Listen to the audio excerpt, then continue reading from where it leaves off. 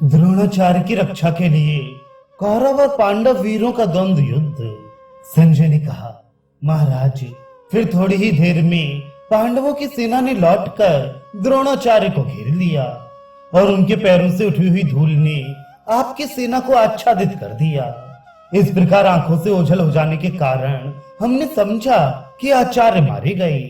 तब दुर्योधन ने अपनी सेना को आज्ञा दी कि जैसे बने वैसे पांडवों की सेना को रोको। ये सुनकर आपका पुत्र दुर्मर्शन भीमसेन को देखकर उनके प्राणों का प्यासा होकर बाण बरसाता हुआ उनके आगे आया। उसने अपने बाणों से भीमसेन को ढक दिया और भीमसेन ने उसे बाणों से घायल कर दिया। इस प्रकार दोनों का भीषण युद्ध होने लगा। स्वामी की आज्ञा पाकर कौरव पक्ष के सभी बुद्धिमान और शूरवीर योद्धा अपने राज्य और प्राण जाने का भय छोड़कर शत्रुओं के सामने आकर डट गए। इस समय शूरवीर सात्यकी द्रोणाचार्य जी को पकड़ने के लिए आ रहा था। उसे कृतवर्मा ने रोका। छत्रवर्मा भी आचार्य की ओर ही बढ़ रहा था। उसे जयद्रथ ने अपने तीखे बाणों से रोक दिया। इस पर छत्रवर्मा ने कुपित होकर जयद्रथ के धनुष और ध्वजा को काट डाला और 10 नाराजों से उसके मर्म स्थानों पर आघात किया। इस पर जयद्रथ ने दूसरा धनुष लेकर छत्रवर्मा पर बाणों की बौछार आरंभ कर दी। महारथी युधिष्ठिर भी द्रोणाचार्य के पास पहुंचने के ही प्रयत्न में था। उसे सुबाहु ने रोका, किंतु युधिष्ठिर ने 2 छुरप्पर बाणों से सुबाहु की दोनों भुजाएं काट डाली। धर्मप्राण युधिष्ठिर की गति मदरराज शल्य ने रोक दी। धर्मराज ने शल्य पर अनेकों मर्मभेदी बाण छोड़े तथा मद्र नरेश भी उन्हें 64 बाणों से घायल करके बड़ी गर्जना करने लगे। तब युधिष्ठिर ने 2 बाणों से उनके धनुष और ध्वजा को काट डाला। इसी प्रकार अपनी सेना के सहित राजा द्रुपद भी द्रोण की ओर ही बढ़ रहे थे।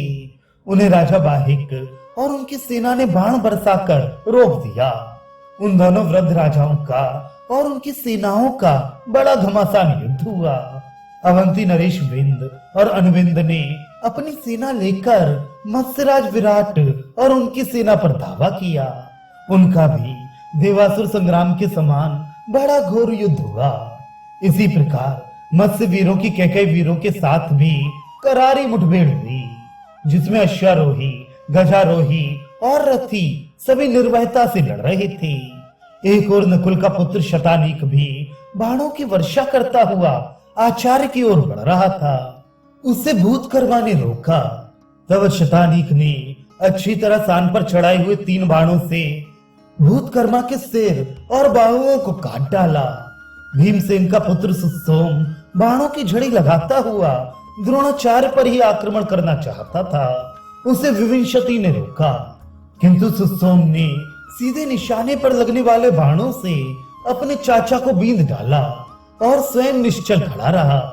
इसी समय भीमरथ ने 6 पहने बाणों से शाल को उसके सारथी और घोड़ों सहित यमराज के घर भेज दिया। श्रुतकर्मा भी रथ में चढ़कर द्रोण की ओर ही बढ़ रहा था। उसे चित्रसेन के पुत्र ने रोक दिया। आपके वे दोनों पुत्र एक दूसरे को मारने की इच्छा से बड़ा घोर युद्ध करने लगे।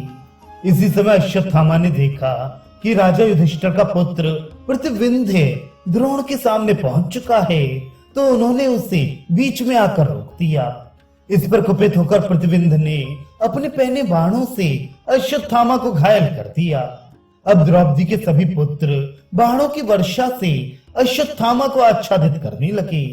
अर्जुन के पुत्र श्रुतकीर्ति को दुशासन के पुत्र द्रोण की ओर जाने से रोक रहे थे, किंतु वह अपने पिता के समान ही वीर था। उसने 3 तीखे बाणों से उसके धनुष, ध्वजा और सारथी को बींध दिया और स्वयं द्रोण के सामने जा पहुंचा। राजन, पटच्चर राक्षस का वध करने वाला वह वीर दोनों ही सेनाओं में बहुत माना जाता था। उसे लक्ष्मण ने रोका। उसने लक्ष्मण के धनुष और ध्वजा को काटकर उस पर बड़ी बाण वर्षा की। द्रुपद पुत्र शिखंडी को महामती विकर्ण ने रोका। तब शिखंडी ने बाणों का जाल सा फैलाकर उसे रोक दिया, किंतु आपके वीर पुत्र ने उसे फौरन काट कूट डाला। उत्तमौजा बराबर आचार्य की ओर बढ़ता जा रहा था उसे अंगद ने रोका। उस पुरुष सिंहों का जो घमासान युद्ध हुआ उसे देखकर सभी सैनिक वाह वाह करने लगे। इस पर पुरोहित ने उसके भौहों के बीच में बाण मारा। कर्ण ने 5 केकय भाइयों को रोका। उन्होंने बड़े क्रोध में भरकर कर्ण पर बाण बरसाने आरंभ कर दिए। कर्ण ने भी उन्हें कई बार अपने बाण जाल से बिल्कुल आच्छादित कर दिया। इस प्रकार कर्ण और कैकेय देशीय 5 राजकुमार आपस की बाण वर्षा से छिप जाने के कारण अपने घोड़े, सारथी, ध्वजा और रथों के सहित दिखने भी बंद हो गए। आपके 3 पुत्र दुर्जय, विजय और जय ने नील, काश्य और जयसेन को बढ़ने से रोका। इसी प्रकार क्षेमधूर्ति और बृहत इन दोनों भाइयों ने द्रोण की ओर बढ़ते हुए सात्विकी को अपने तीखे तीरों से घायल कर दिया। उन दोनों के साथ सात्विकी का बड़ा अद्भुत संग्राम हुआ। राजा अंबष्ट अकेला ही आचार्य से युद्ध करना चाहता था। उसे चेदी राज ने बाणों की वर्षा करके रोक दिया। तब अंबष्ट ने एक अस्थि वेदनी शलाका से चेदी राज को घायल कर दिया। वृषणी वंशीय वृद्धक्षेम का पुत्र बड़े क्रोध में भरकर जा रहा था। उसे आचार्य कृप ने अपने छोटे छोटे बाणों से रोक दिया। वे दोनों ही वीर अनेक प्रकार का युद्ध करने में कुशल थे।